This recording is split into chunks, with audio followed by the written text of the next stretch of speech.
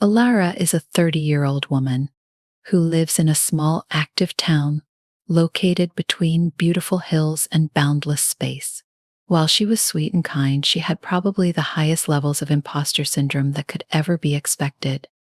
She gazed into her mirror every morning, saying to herself, and wished that she was smarter, that she wasn't a coward, or that she was gifted in singing.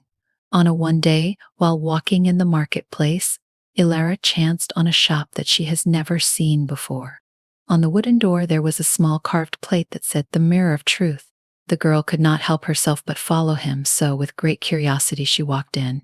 The shop was poorly lit, and there were rather strange items, but she noticed a huge old-fashioned mirror in the middle.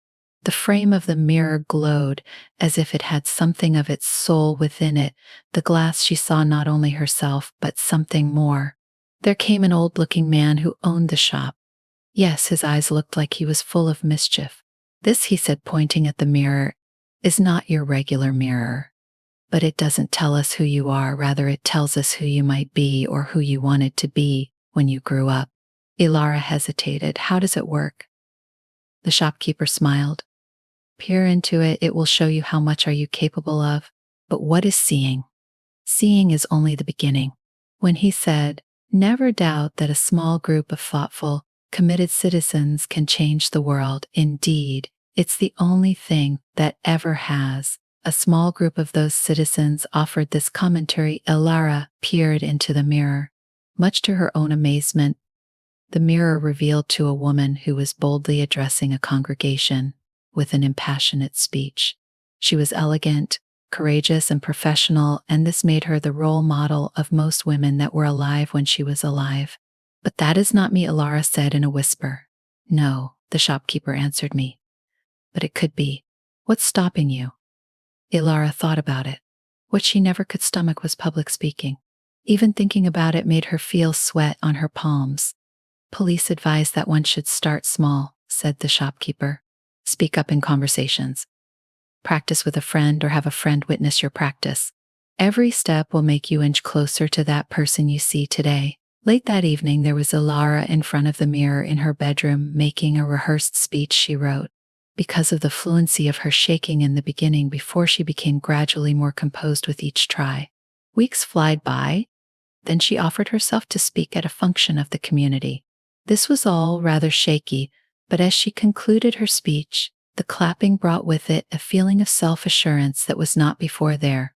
For the first time she realized that the reflection she saw in the mirror of truth to be consistent with the one who she wanted to be. Ilara went back to the shop in order to see what other trick the mirror had in store for her. This time the image reflected her painting what looked like a beautiful, inspiring landscape. What if she has never painted before? She stated, refusing. "Why not try? The shopkeeper said this to me in the ladders." Ilara bought a pack of very few paints and a canvas which was small enough. His first try was uncoordinated, but she continued with it and enjoyed herself. Years passed and she learned quite a few things in this art. Painting was the way she found solace. Many months later, Ilara returned to take another look at the mirror. This time it portrayed her in a very powerful position, facing a man in the dark. "What does this mean?" she asked with a tone of distress that caused me to take note of her. "In the positive sense, it means that you have to take on those things that you have always avoided," the shopkeeper explained. Ilara was aware of what it was, a fear of failure. She had always been risk-averse because she feared messing up things which she had for many years. But now she got one major truth: growth happens only when one is willing to be courageous.